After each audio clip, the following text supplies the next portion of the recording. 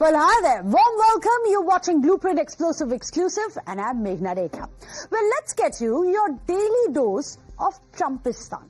Well, tonight we will tell you, Trump ko gussa kyun aata hai?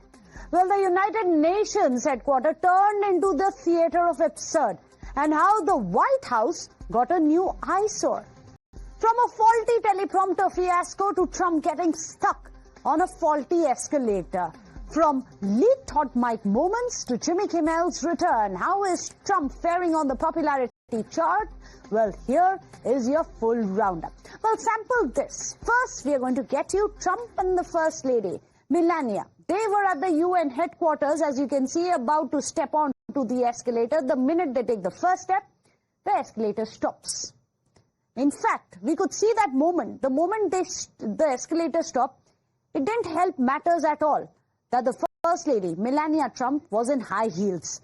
And an abrupt stop jolted Melania forward as well. Well, you can see that moment on your screens as well. What happened after that?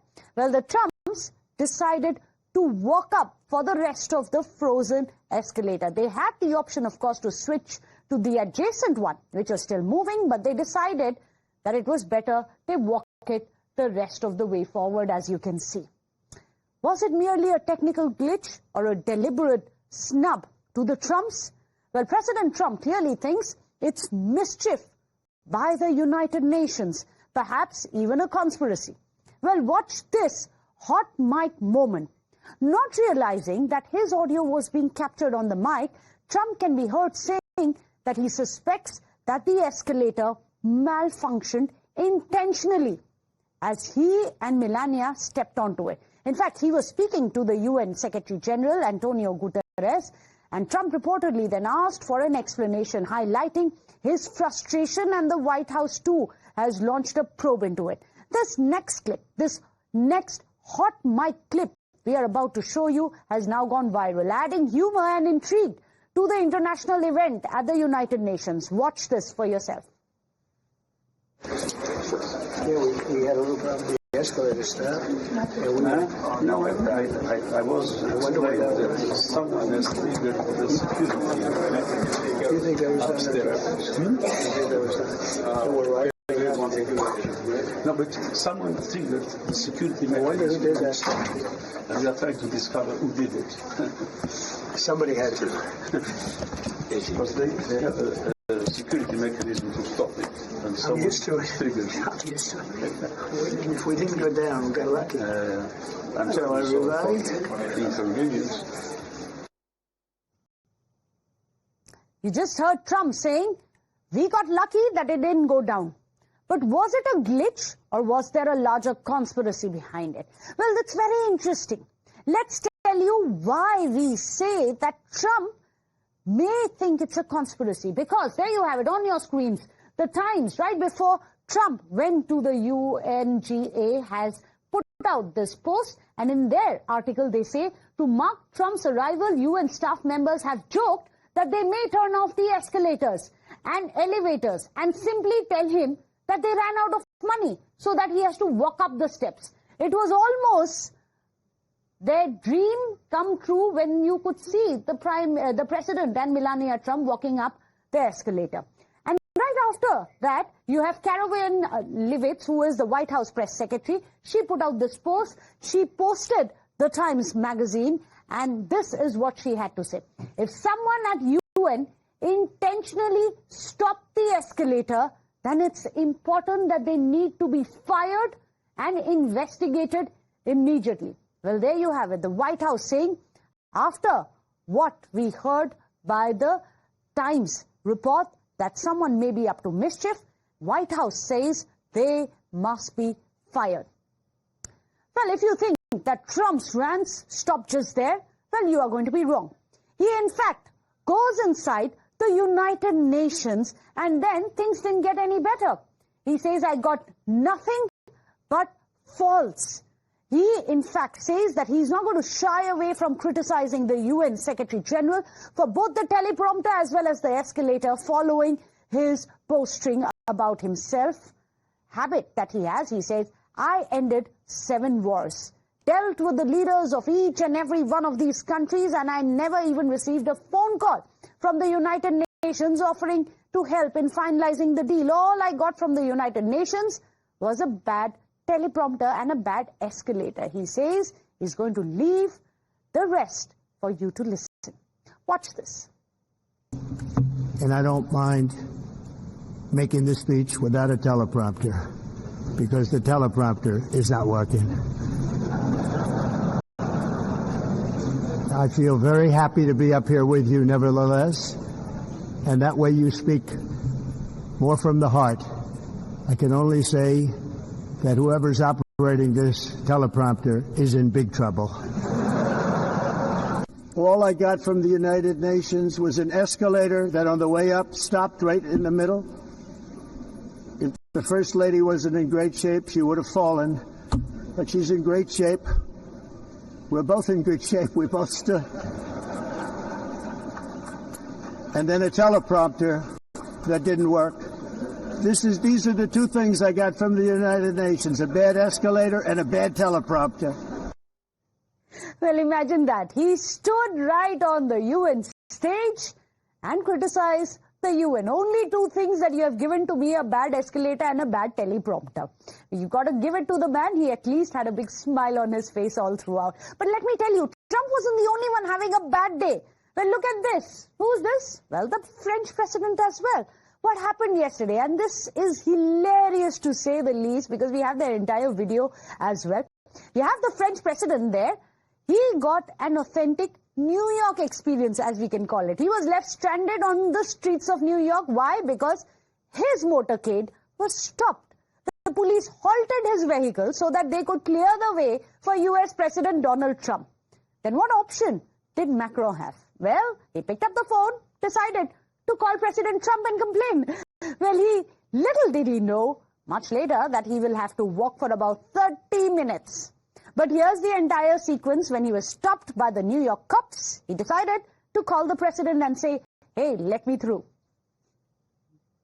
I'm sorry, I'm President, I'm really sorry. It's just that everything's in frozen right now. There's a motorcade coming right now. I'm sorry. If you don't see it, let me cross. How are you? Guess what? I'm waiting this thing because everything is frozen for you.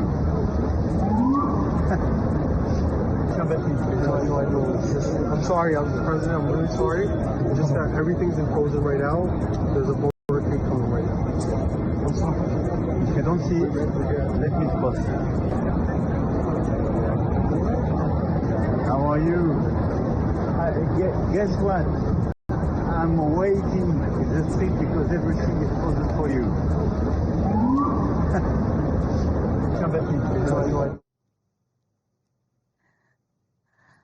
Oh, well, clearly the United Nations General Assembly did not make the headlines for the right reasons. But here's another interesting bit that we must get you from the UNGA. Well, we tried finding out how many times President Trump has claimed that he must get the Nobel Peace Prize. But trust me, we lost count. Well, this is because Donald Trump, in his latest statement at the UNGA, has now downplayed his obsession with the Nobel Prize. He instead says that the real prize will not be the Nobel, but the children growing up with their parents. He went on to say that that will be the real prize of saving lives. So he doesn't want the Nobel, it seems, anymore. Well, you decide. Watch this. Everyone says that I should get the Nobel Peace Prize for each one of these achievements. But for me, the real prize will be the sons and daughters who live to grow up with their mothers and fathers, because millions of people are no longer being killed in endless and unglorious wars. What I care about is not winning prizes, it's saving lives. We saved millions and millions of lives with the 7 wars. And we have others that we're working on. Well, clearly, these are very testing times for President Trump.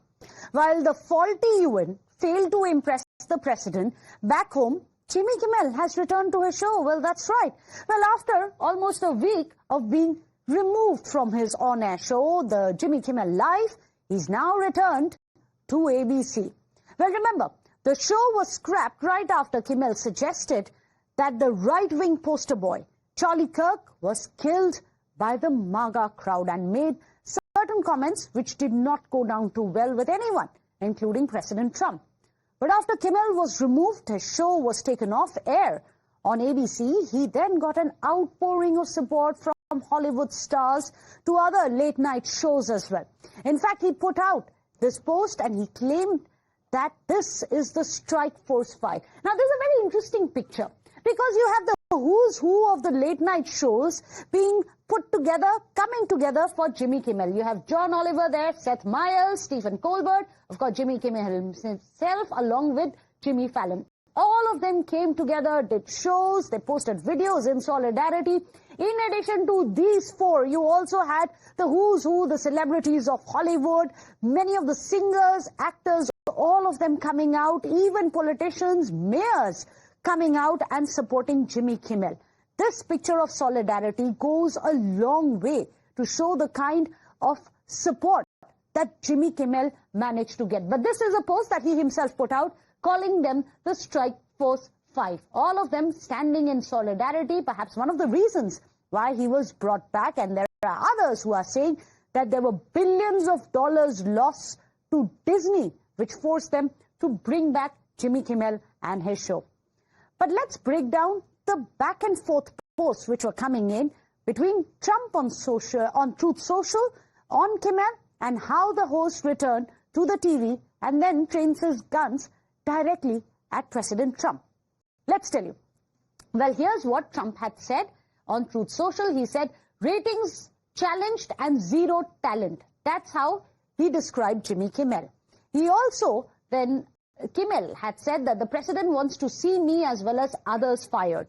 And this is very interesting. He says that he celebrates Americans losing their jobs because he cannot take a joke. It is important for us to live in a nation that allows us to have a show such as this. It's not just about my show. And after his show came back on air, you had the President Trump post also coming out on Truth Social.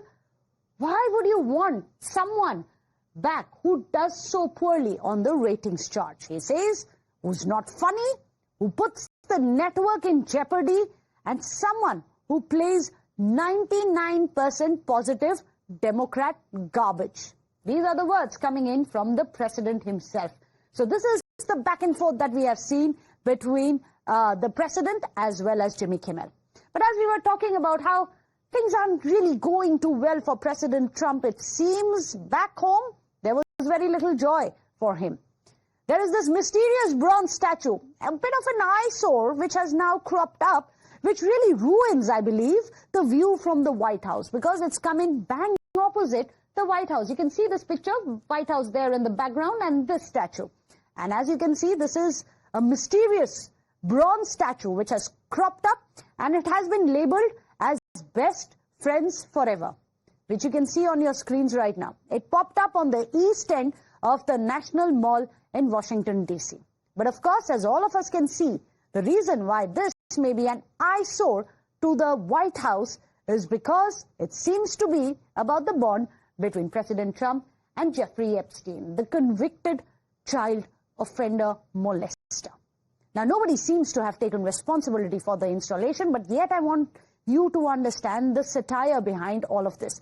A statue of Donald Trump, a deceased sex offender, Jeffrey Epstein, holding hands. This very statue has been put up with a plaque as well. And the plaque reads, and you can see that plaque there, right at the bottom of the screens as well. The plaque reads, in honor of Friendship Month. Well, there you have it. That's what the poor president has to deal with. That's the view he gets when he looks out from the White House windows. But let me break it down for you. This anonymous statue outside the White House is also now becoming a selfie point for all the passerbys. In fact, this bronze sculpture is around 30 feet tall. It's huge, 30 feet tall. Somewhere or the other looks like an old picture of Trump and Epstein. But what's interesting, while Donald Trump was busy criticizing United Nations, critics back home were making a mockery out of his alleged bond with Epstein. Now, jokes apart, this certainly puts pressure on Trump administration to release all the Epstein files because, as you can see, you have the sculpture 30 feet tall which has been put out, and this is what's haunting the president even as we speak. The satirical statue which notes Friendship Month. Well, the White House, meanwhile, has already issued a statement. They've called this piece a grotesque and politically motivated waste of public space and taxpayers' money. In fact, they are fuming about it, calling it grotesque, waste of public space and the taxpayers' money. Well, we leave you to decide. In short, let's take you through the connection between Donald Trump and Jeffrey Epstein. But remember, they are known to be acquaintances, but way back in the past century, it was in the 1990s and early 2000s, they seemed to have a breakup. But what is known is that they were acquaintances, and Trump had described Epstein as a terrific guy in those days when they were friends.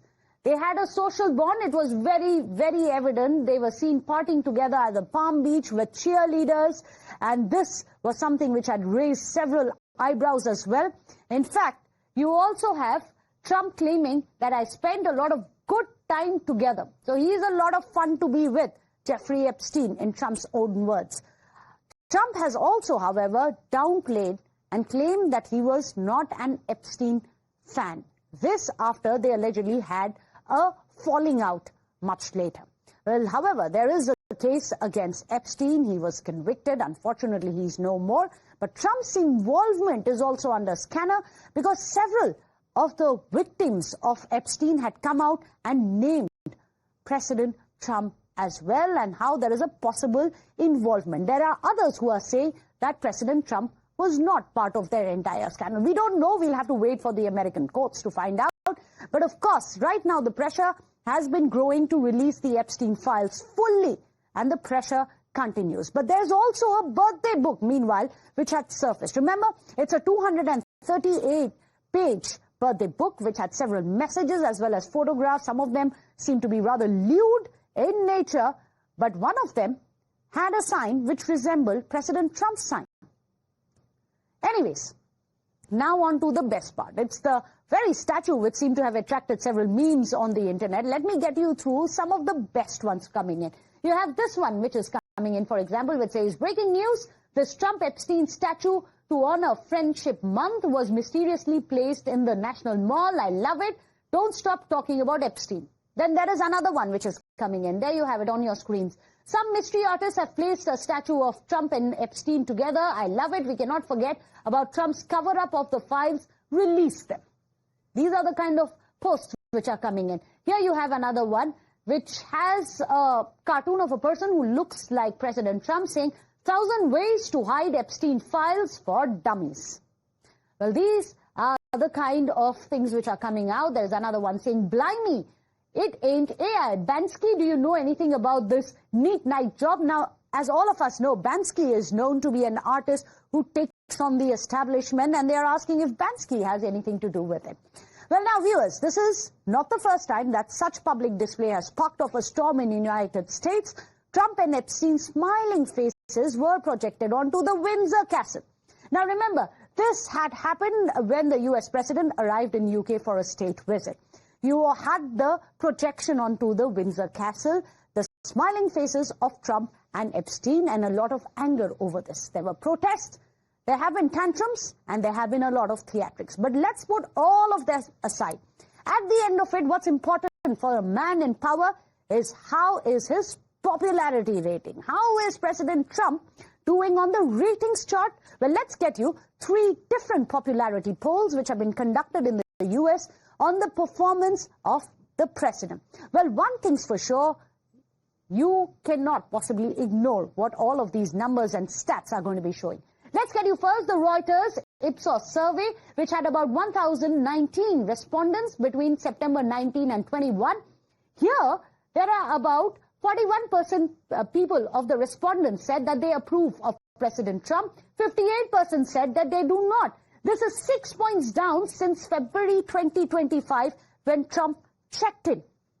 Then you have The Economist and the YouGov survey which was conducted in September, mid-September, which said that 2/3 of America say that the economy is in fair or poor conditions. So only 1/3 of America thinks that it is in good condition. 2/3 think that either it's fair or it's in poor condition. You have the Washington Post, ABC News, Ipsos survey as well, which says that the approval rating of Trump is currently at 43% and his disapproval rating is at 56%. And this is interesting because earlier in February when they had conducted the same poll, it was 45%. So it's down by 2% between February and September right now. Well, one thing from all of this is sure, is that you love him, you hate him, but you certainly can't ignore him. Well, that's all we could pack in for you here on Trumpistan. Without a short break, don't go anywhere.